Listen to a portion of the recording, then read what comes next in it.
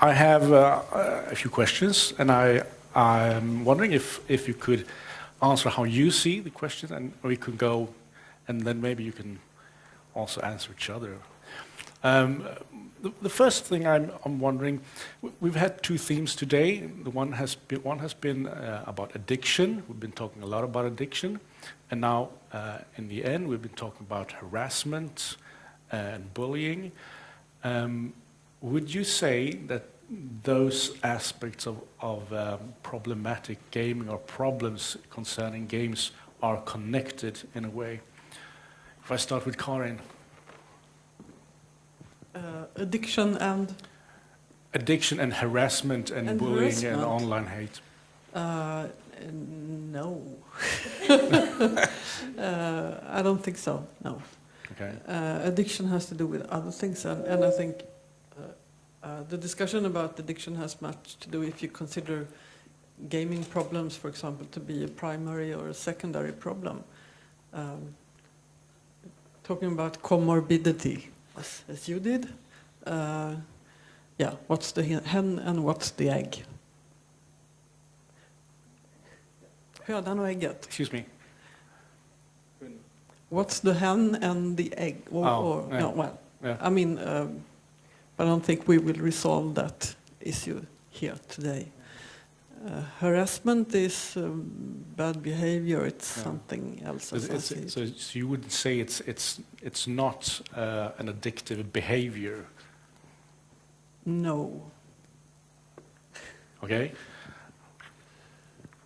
I can see how some of it might affect your harassments because you be so involved with the game and someone does something and you get so angry. But it wouldn't be the full picture, no. So I wouldn't say directly connected, but maybe indirectly. I don't know. Thank you, Fredrik. I would say that there's a connection that isn't necessarily in do people who are who are gaming too much, are they also harassing or something? I think there's a connection in that they are both somehow playing into the discussion of media effects in a way. They are related to discussions about also sort of panics around media use and discussions in society. And they are connected to the discussion about what games are in relation to culture, if they are worthwhile, if there's something valuable also in terms of technological development and development of culture. So there I see a connection as in that these are some of the issues that are standing or very much foregrounded in the societal discussion around the games as a new cultural form of expression, as a new form of creating, where oftentimes these are issues that come up very often and sort of maybe even drown out other things, or we need to resolve and we need to also address at the moment where we say sort of out and proud, games are important and culture for us. This is something we need to relate to. Well, having done research both on game addiction and on violent games and cyberbullying and all these, I would say they don't seem to be directly linked in any way.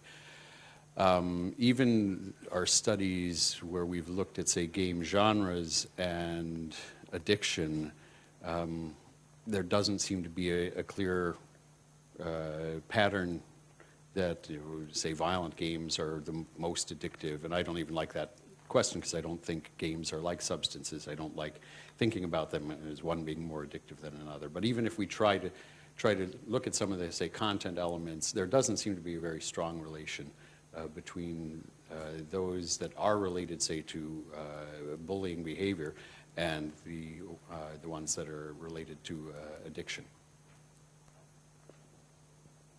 Yeah, well, obviously you're the best to answer this question, so it feels safe to say that I agree. What we see and what both me and Alexandra have talked about is that from my perspective, it's pretty obvious that hate speech and online abuse isn't isolated to some specific digital environments. We talk with people from everything from sites about money and stockbroking to gaming. And the things that they hear and the things that they get in terms of online abuse are actually quite the same. So that's why, at least I can't see a big, like, that they would be connected. Yeah, I would say I agree with you guys. The short answer is no, but I think that what Fredrik is saying also is pretty important, because it's when we're talking about culture, and we're talking about, for example, hardcore gamers or people that have a strong affiliation with a political party, they could be more prone to getting worked up and using harsh language and taking things overly to an unnecessary step. So I think it's more about that, and you could talk about, okay, so these hardcore games, how much do they play, or is that addiction? And so I would say no, it doesn't have anything to do with the addiction as an isolated thing, but I think it does have something to do with the amount of time you're spending in game and the amount you feel that you are part of the group or yeah, exactly, part of the group and part of that culture and defender of that culture. Because when it's getting attacked, you attack back with different ferocity, I would say. Yeah. Much have been said. And I think, I don't think either that it's really connected, but I like the theory of that really, really dedicated players are more, it's more conflict within these environments. I've experienced that myself. People are mad at times. So, yeah, I think, but it's not, the addiction frame is very, very narrow. And I think more like extremely dedicated players, problem gaming maybe. That's an environment where these things may thrive better. So what are the mechanisms that triggers harassments like these? Any? I haven't done research on harassment, so I only know about these indirectly. But it seems like there are some parts of the gaming community which are really sort of toxic. The tone is really not very gentle, and I think there's sort of yeah, it's a cultural thing in particular groups, but I don't know anything about the dynamics, why it's like that. But yeah. Okay. Maybe you.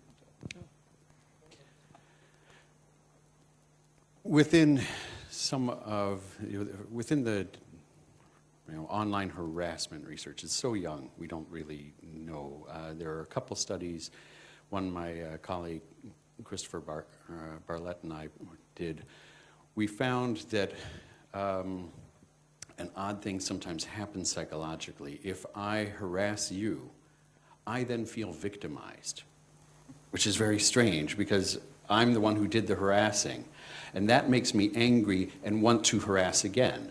And it's maybe because once if I bully you, I can expect you to retaliate. And so even before you do, I'm already defending myself. And it does seem to have this cyclical pattern all on its own, apart from anything you do, which is very strange.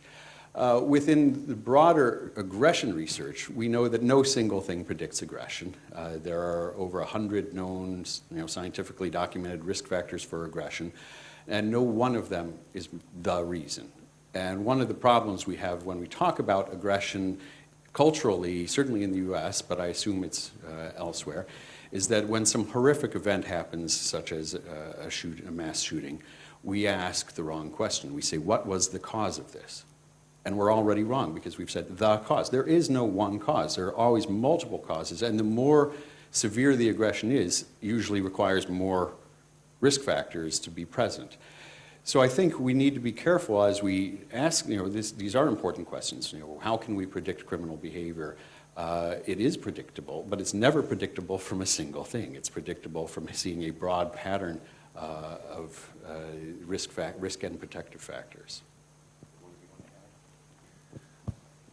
I would like to compare the games to a sport. I mean, if you're in a team and you're fighting another team, there will be dirty talks against each other.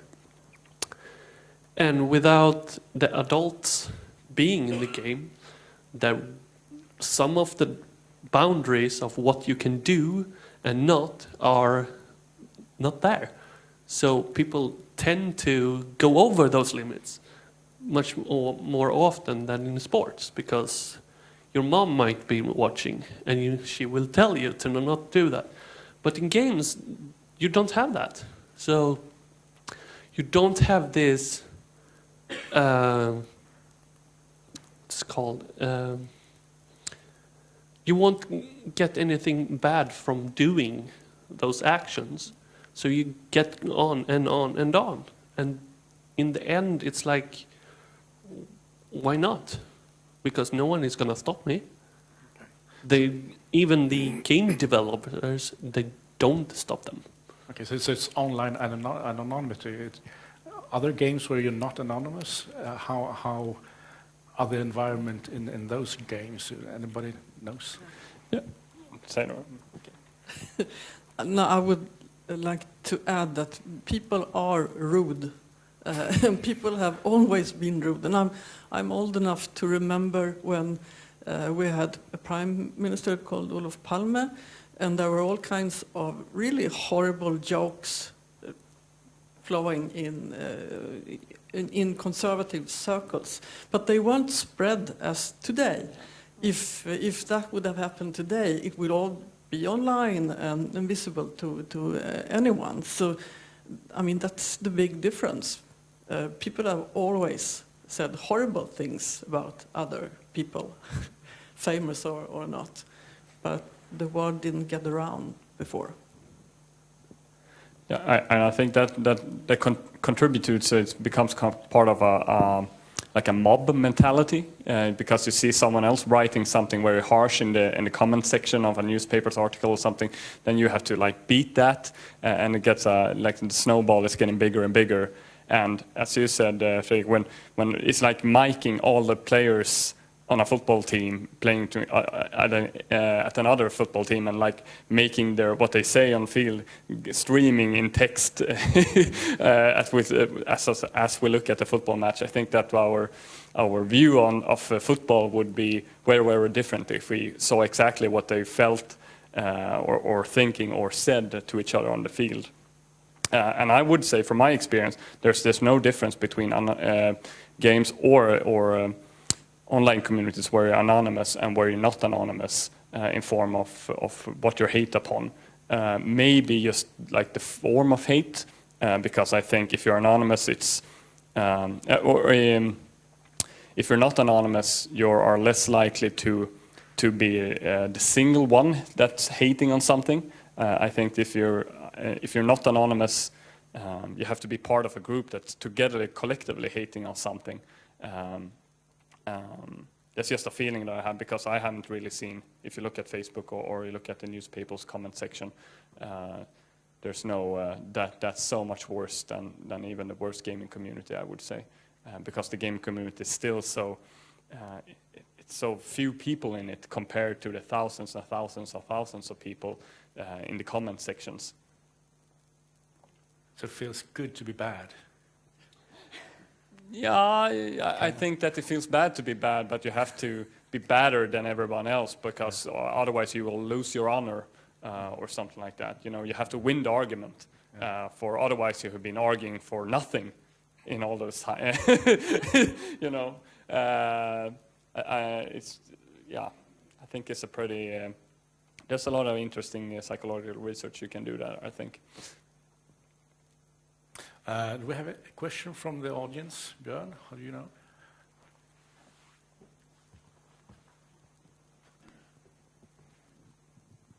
Hi, and thank you very much for your talks today.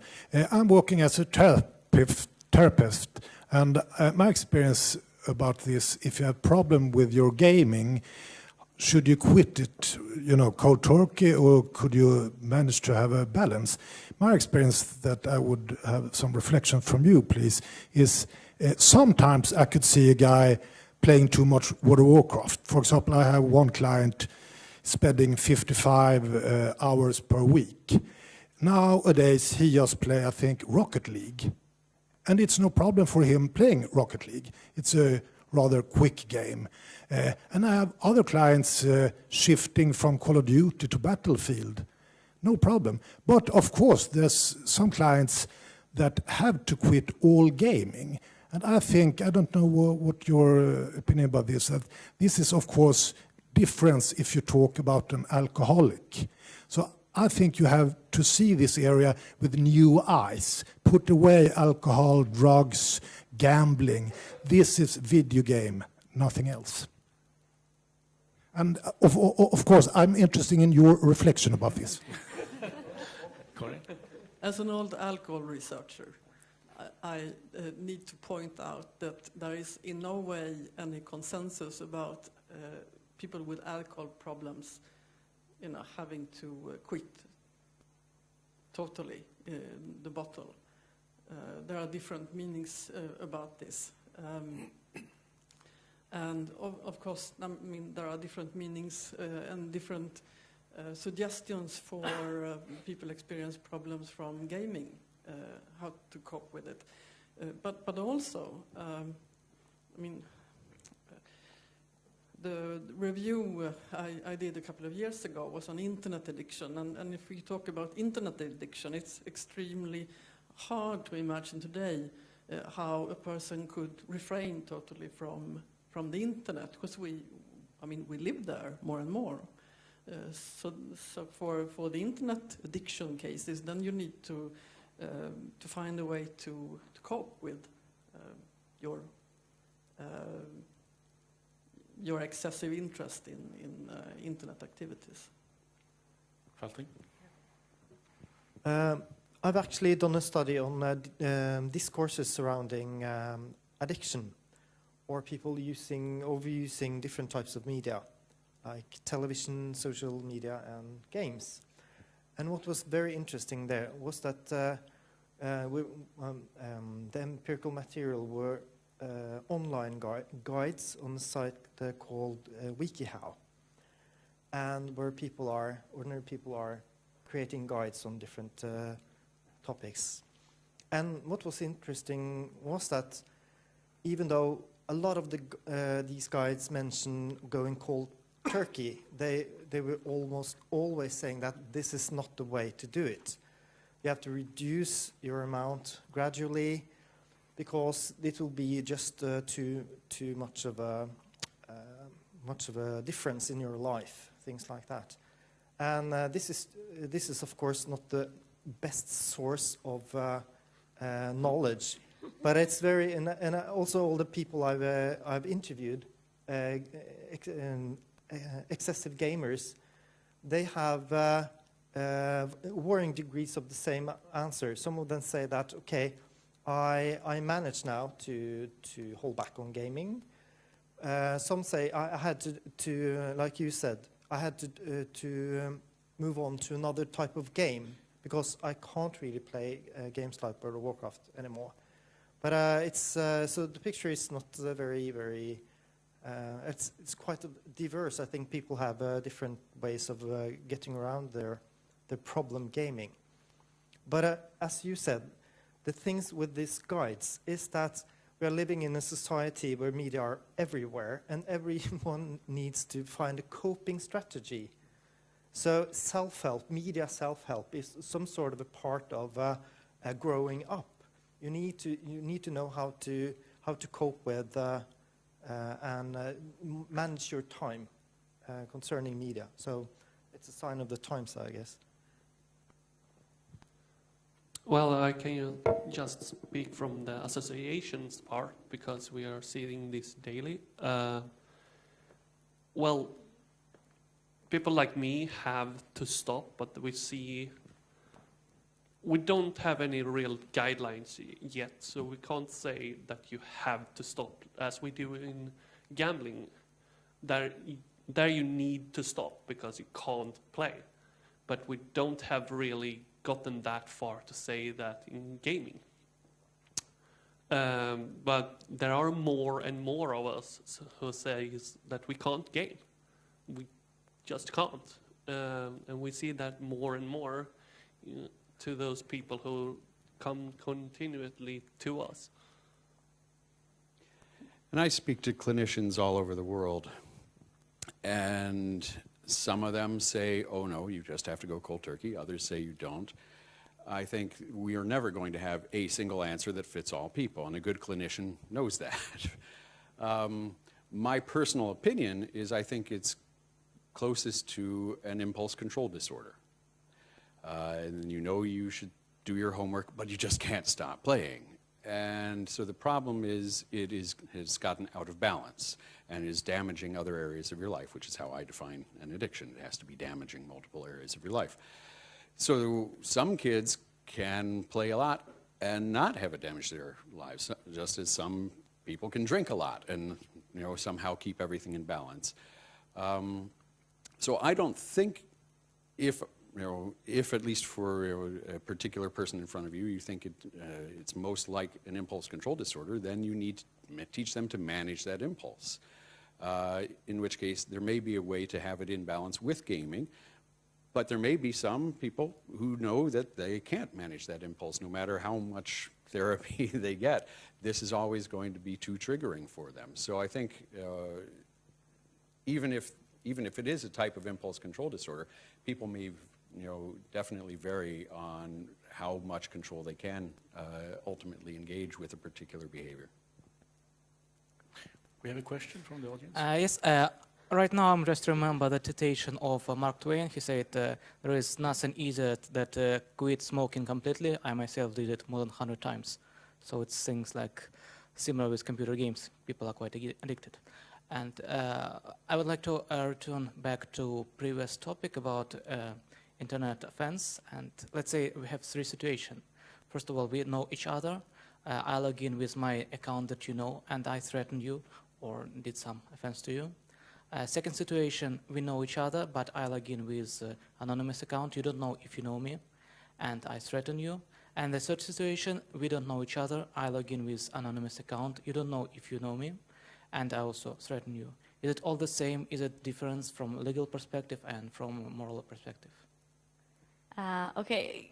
Do you mind repeat the third situation? The third situation, I log in with anonymous account. Let's say I just pick you randomly. Mm-hmm. You don't know if you know me or not. Maybe I'm your friend or maybe not, and I offend you. And the other situation when I know you and you know me, or I know you but you don't know me. Okay. Okay, so I'm going to try to break it down because, as I said, the problems with talking about the law is that we need to look at the specific situation. So I don't think you can say something in general about which crime it would be or if it would be illegal or not illegal, because first of all, it depends what you say. If you say something that is criminalized or say something in a way that is criminalized, it doesn't matter if you know the person or if you doesn't or you don't. Though what I think, if I understand your question correct, it can be of importance because maybe if you randomly pick a person, maybe it's not that likely that you make yourself guilty of molestation, because to make yourself guilty of, for example, molestation, you have to do something repeatedly. You have to contact someone maybe. I think we have a Swedish judgment ruling where it is, I think, 24 messages in like kind of a short time. Do you get me? It's hard to say, but if the act that you do fulfills the criminalized action, it doesn't matter if you know the person or if you don't. And then it doesn't matter either if you're anonymous or if you have your real name. Apart from the like police part and the technical part to find the perpetrator. Is that an answer? Okay, thanks. Anyone else? Can I ask a question? Patrick, you wanted Yeah, that's fine. Do I get to ask a question as well? Because I had sure. one. Go ahead.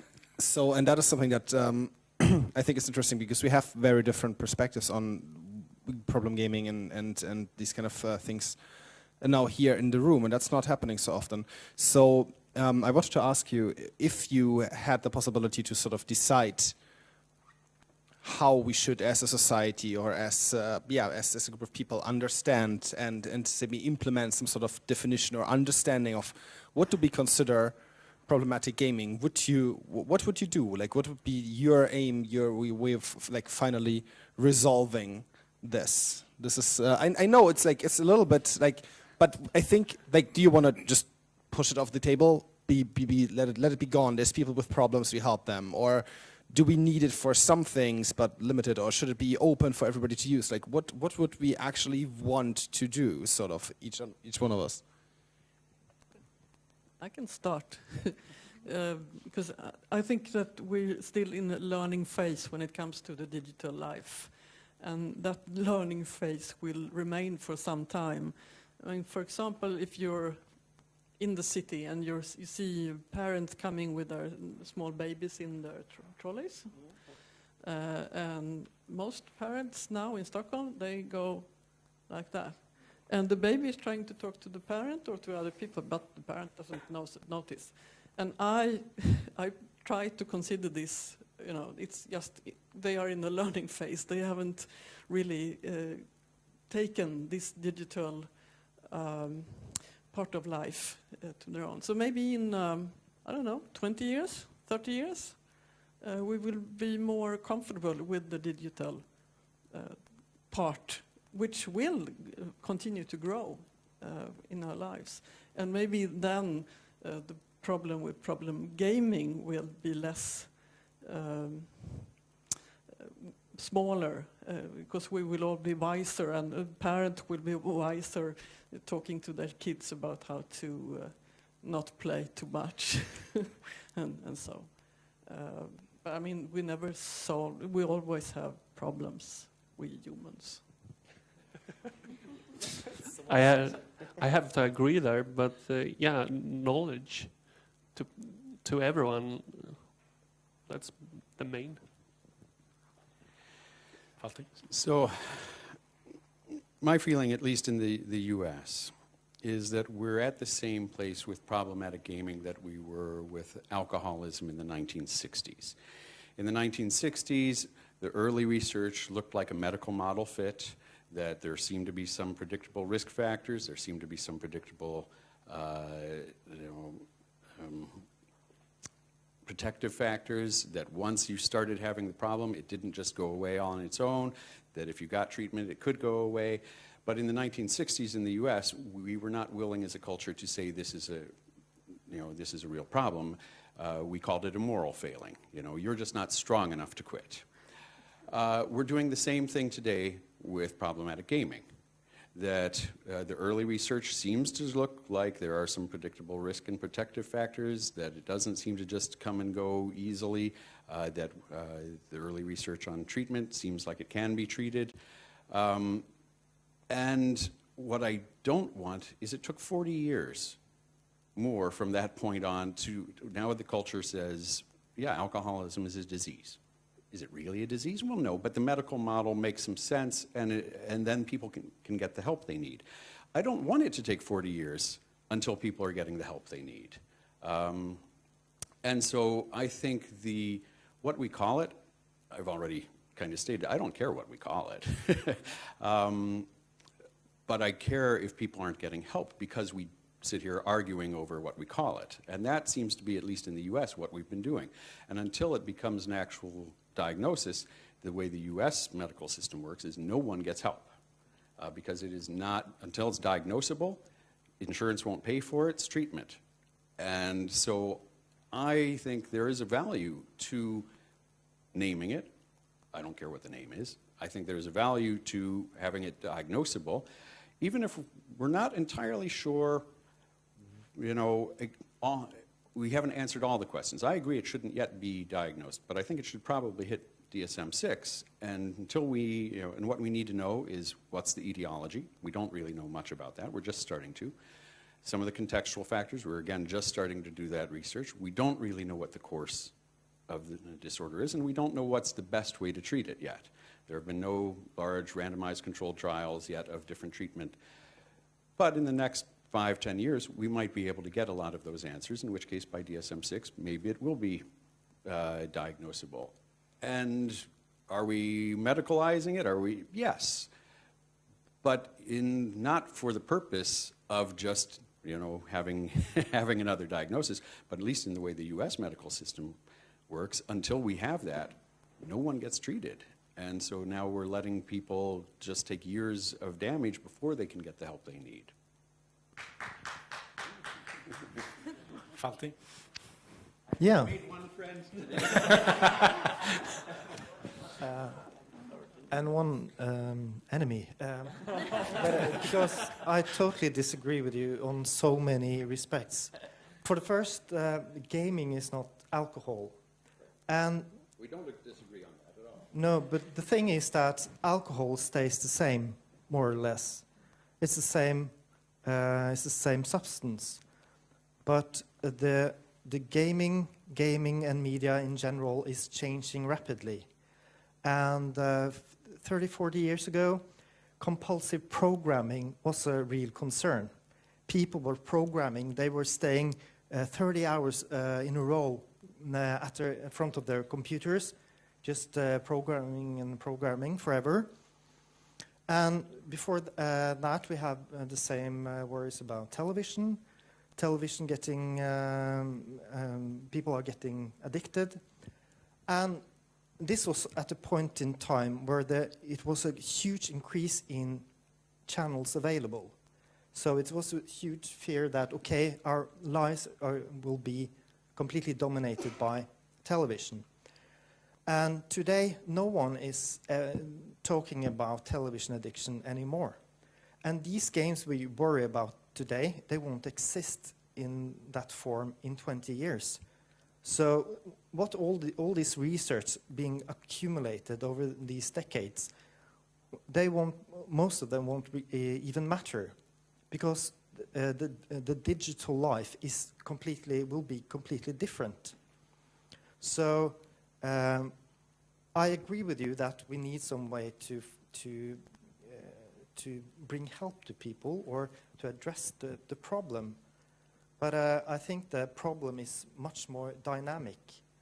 And I don't think it's really possible to find a DSM criteria which will function for a very long time because of all these cultural and social changes to gaming and the media.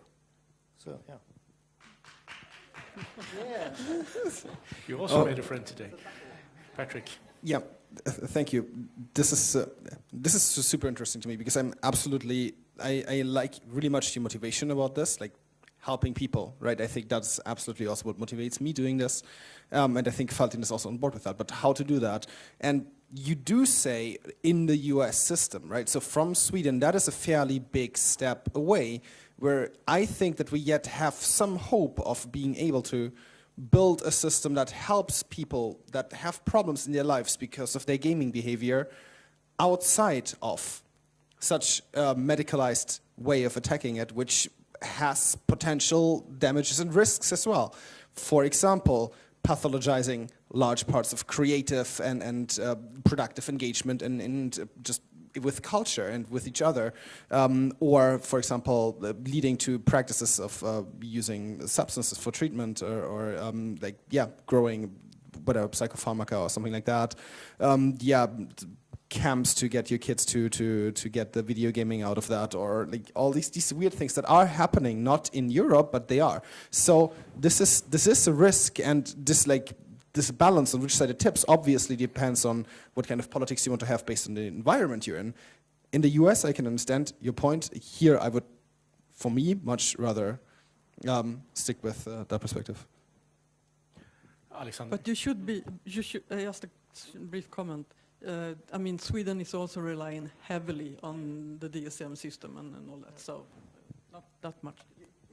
Yep, you're absolutely right. Which is like there's one World Health Organization which is having this discussion. So where the US is very, very dominant in it.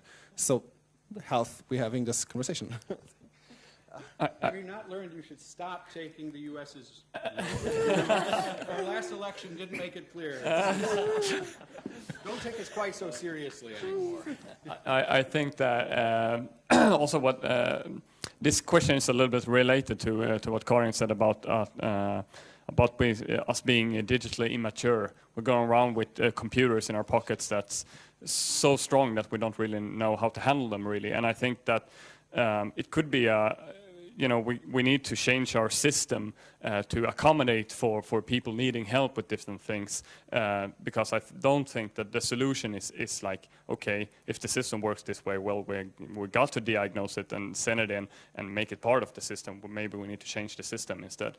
Well, that needs a fix, I guess. But the other part is also because relating to, because people, or especially parents, they're like using this label, or my son is internet addicted, or she's addicted to that and that. But then 6 months later, well, they miraculously cured because they talked about it and they set some rules and everybody adheres to the rules all of a sudden.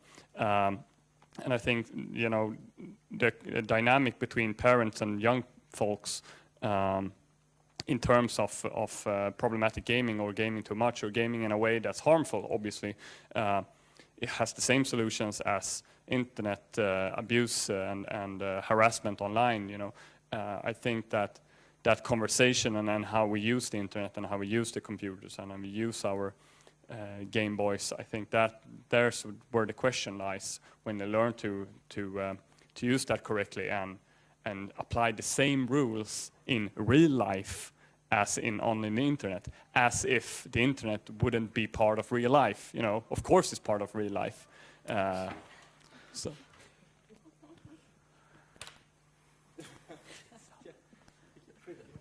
I have an open question. I mean, as a gamer, I never knew there were laws in the internet, and I don't think kids today do know that either. So if you're, as myself, got a lot of death threats and other things, where do you turn to these? If they are, okay, if they are in Sweden, I guess the police, but what if a Frenchman would do this to me? If a Russian does this to me? What do I do then? Yeah, that's always a really hard question when you talk about the internet, because what matters is every country's jurisdiction. And there are different sections in the penal code and outside the penal code and laws about that, but you should always first report it to the police. And then you can take it from there, because just because a Frenchman threatens you, it doesn't definitely mean that the Swedish law can't apply. Sometimes, though, it does. But I'm not an expert on internet law. I'm not an expert on international law. But I would recommend you to always report it to the police. And if the police say that they can't help you, contact, for example, us at the Swedish Institute of Law and Internet, because we can help you to look at your case. And because the problem is, I think, that since so many of the reported cases doesn't lead to prosecution, you can't always know, is it because it's not a crime?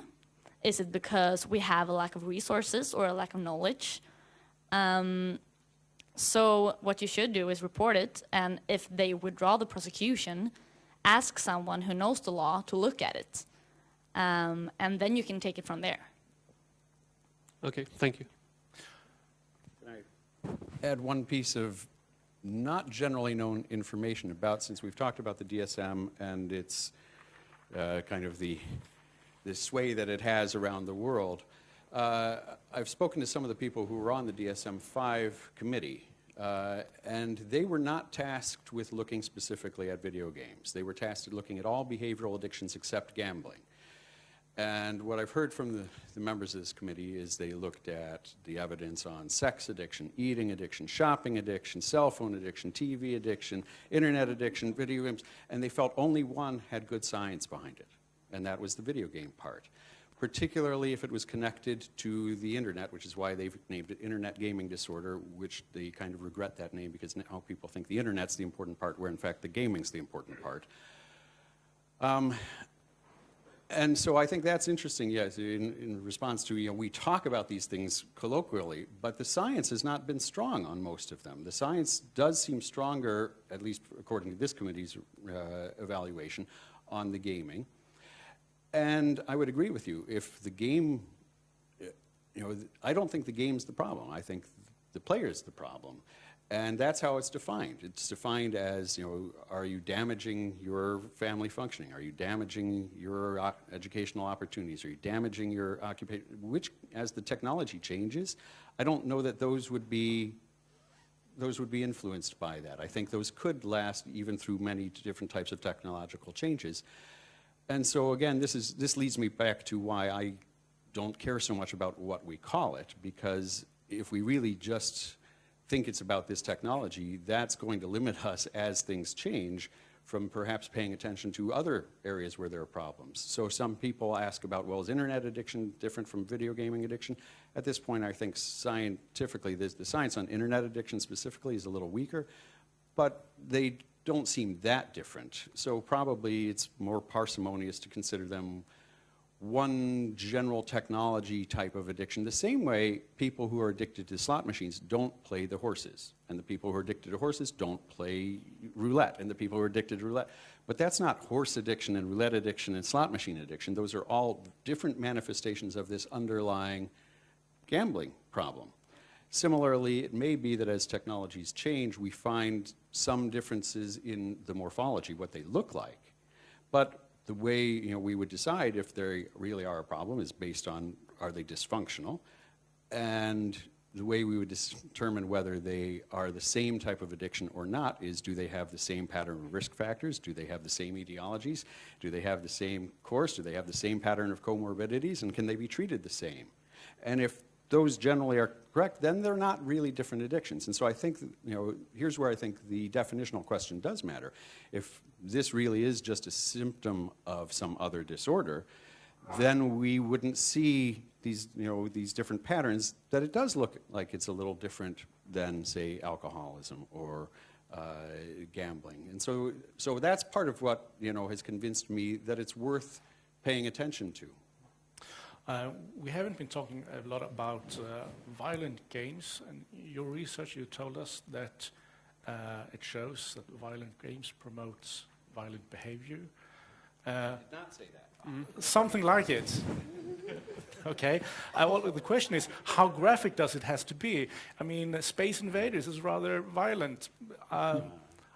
So where does it start? All right. So I don't know if the words are the same in Swedish. But in English, it's very important to notice whether someone is saying aggressive behavior or violent behavior, because violent behavior is criminal, generally. And that's not what the research is on. It's not on criminal level aggression. My research goes up as far as bullying. So it includes relational aggression. I'm having a party and you're not invited. It includes verbal aggression, insulting. These are, if your child is getting those types of statements at school, your child comes home crying. It's real world and serious aggression from the child's point of view, and usually from the parent's point of view. That's what I care about. I'm not a criminologist. I don't look at criminal level behavior generally. And so the research tends to show fairly conclusively, to my reading of it, that media violence, you practice aggressive ways of thinking, perceiving, feeling. You can, in a short term, have an aggressive physiological response. And there are both short-term and long-term effects of this on the odds of aggressive behavior going up, not the odds of violent behavior. So I think that's where the line is. There is some evidence that it can cross into violent behavior, but usually to get to that level, you need so many risk factors that the violent games are, one tiny, tiny little part of it. with regard to your question about how graphic does it need to be, there's only been one study that looks at this, and it's one of mine, so you should be skeptical of it until it's been replicated, because I'm skeptical of it until it's replicated. But we had elementary school-age children and college students come into the lab. We randomly assigned them to play either a violent game or a matched non-violent game. With the children, we used what would be considered really cute little children's games. They get the E for Everyone rating from the United States Rating Commission. And so one of them is you're a little space robot and you have a ray gun, you go around, shoot things, and they don't bleed, and they don't scream in pain, and they don't die, they just disappear. But that would fit the definition of aggression, which is intentional behavior that harms someone else who would probably rather not be harmed. So it would fit the definition of an aggressive behavior. For the college students, they played either the same children's games, they played teen-rated fighting games, and in other studies we've had them play the really graphic, photorealistic, gory games. And then they were given an opportunity to harm another person in the study, and if they played the violent game, and it didn't matter what level, they were more harmful at the same rate, whether it was the E-rated game, the T-rated game, or the mature-rated game, which at first was shocking to me because I thought we would expect, as it got more graphic, there'd be a bigger effect, until I thought through the logic of what's going on. What you're doing in the game is you're practicing intentional harm to other characters. If then after the game you're provoked and given an opportunity to harm someone else, you're in the groove. You just continue that behavior. So at least in a short-term experimental context where aggressive behavior is the outcome, the graphicness, the realism doesn't seem to matter. If we talked about other outcomes such as desensitization, I bet how bloody it is matters a lot there. But that research hasn't been done yet, so we don't really know for what things, when does the realism matter, or when does the immersion matter? We're not seeing, at least in these early studies, that it makes a whole lot of difference, at least in, again, the short-term experimental context. Okay, so what would you say about Anders Breivik's claims that he used digital games to make himself a blonde killer? Well, games, the military and police academies all use violent games for exactly that same reason. The scariest things to humans are human-to-human aggression. And so if I look like this, her pupils just dilated. Her pupils just dilated. Her palms are sweating. Her heart rate is up. Even though she knew, probably at some level, there was no way I was going to do anything violent here. The scariest thing, yeah, she doesn't sound convinced. The scariest thing to people is human aggression. And so studies in the military, the US military, show that that often, even in World War II, with an exposed target and you have a line of sight and you don't pull the trigger because it's a human figure. And it's terrifying to shoot at a human figure. And so the military changed their training tactics to bring firing rates up to, I think, the 60% in the Vietnam War, and now they're over the 90% because now they're using video games with very realistic things to help desensitize. So you could certainly do this intentionally if that was your goal. The issue is it's happening unintentionally without us really usually being aware of it. And that's the thing that concerns me more. We are never going to be able to stop a committed criminal, usually. And so certainly we wouldn't want to say, oh, you can't have these types of games just because they could be misused. Well, I can misuse the table, and it doesn't mean we should never have tables. Falting also wanted to comment. Yeah, well, I was about to say almost the same, that your motivation for playing is really important to know what sort of influence it would have on you. And Behring Breivik, he stated that he used code to practice his shooting skills, and also trying to move around in an area. but you don't have any missions within Call of Duty which resembles this island. You don't have children running around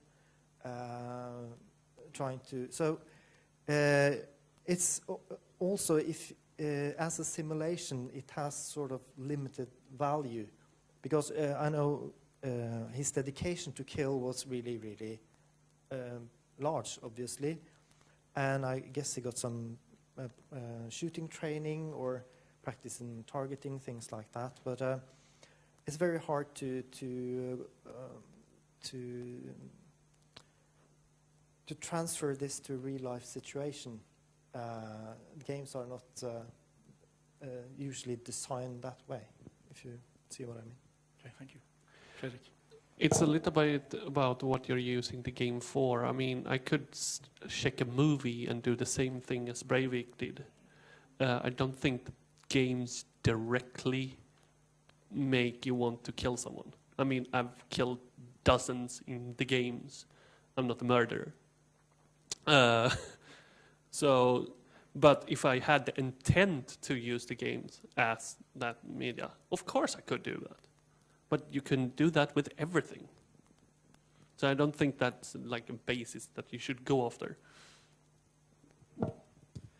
I'm wondering a little bit about, I'm sure you know more about this issue than I do, but the relation between people playing sports for competition and competing with each other, what that have to do with the levels of aggressiveness, and for just because when you're selling into a win-lose perspective, because I mean the difference between a children's game and a digital game or a video game, you know, the ones have a set of rules and a concrete win or lose situation, you know, when the game's over. But while a children's game, you know, the rules are a little bit loose and everybody wins and nobody wins, or the game just suddenly ends, or you suddenly playing a new game. It doesn't really matter in that case. But I mean, in Tetris and in COD, I mean, I think those two games could probably stimulate the same level of aggressive behavior just because it's challenging and you might be losing to the game if you're doing badly, and that could be frustrating, which can make you aggressive and stuff like that. Well, I don't know what you have to say about that in case of, you know, going onto a football field and playing and you're getting you all worked up, or having a, say, a low intensive sport like pool or sharpshooting or darts or something. I guess you could get really mad at those too. I think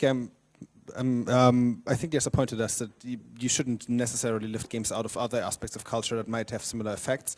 And in terms of this argument of moral panic, there isn't just as much discussion about competitive other like games or behaviors, or how the stock market makes people into cold-blooded, like these kind of clearly competitive things that would share similar aspects. And there isn't this kind of research there that would sort of attribute that necessarily to that.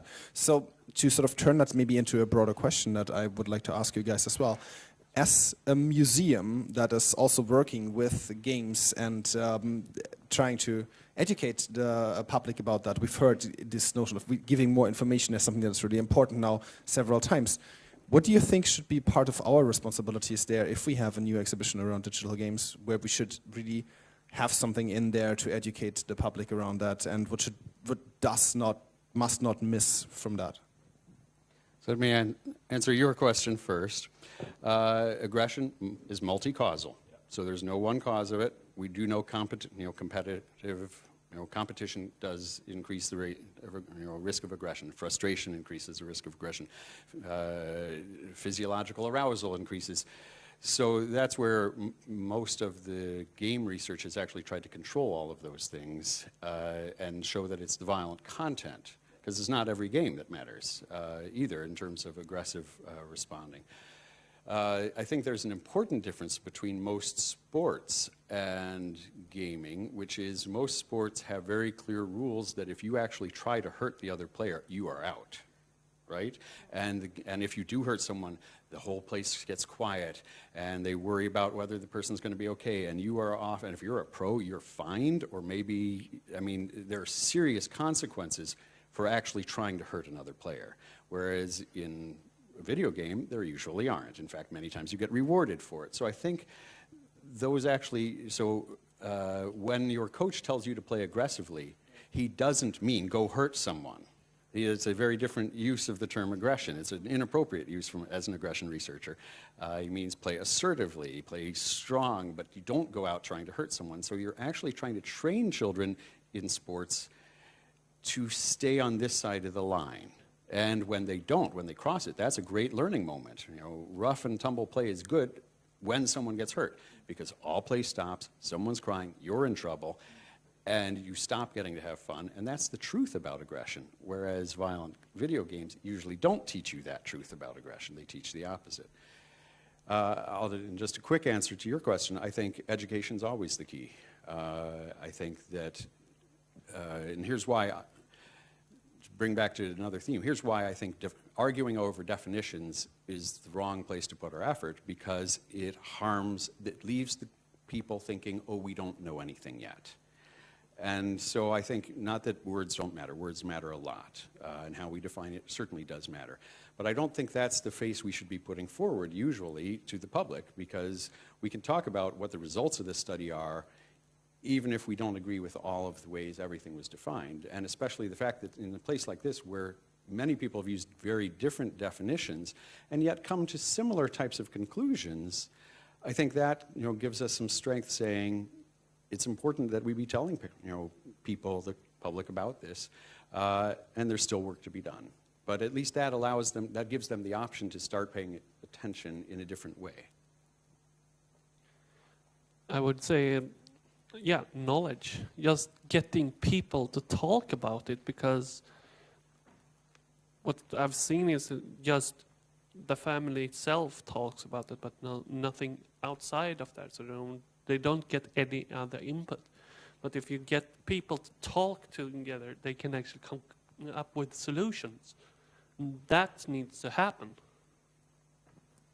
I think just Tekniska museet should focus on the relationship between human and technology, because focusing on computer games, it's, you know, it's a small part of an exhibition out here, and gaming is a small part of the technology advancement. Maybe the gaming museum down in the central Stockholm, they could focus on like Manhunt and the terrorist scene from Call of Duty and all that kind of stuff, and violence in video games, while Tekniska museet should have, you know, still have this innovation and broad technology. You know, what's happened with technology, what happened with the humans when spinning Jenny come and the Luddite moment and all that, and what happened when we invented the wheel, and what's going to happen when we more and more started to change our bodies to adapt to a technical world. You know, I for one welcome our robotic overlords, but you know. Well, thank you for that advice. Is it short? Very short. Very short? Very Okay, short. we are already running late. First, Sorry. I agree totally. But then, just turning back to gaming addiction, very short. It all boils down to if you consider gaming problems to be a primary or secondary problem. And if it's a primary problem, then it's a discussion on gaming addiction. If it's a secondary problem, then it's a question of coping. And I mean, I hope that we will one day live in a society where young men like you, when they are small boys, get help in school so that the bullying doesn't go so far. But that's a political question, and we're not politicians. But yeah. Okay, thank you very much for coming here. Björn is having some books as a thank you. Thank you, the audience, for coming here. And it is an interesting discussion to keep talking about. So, thank you.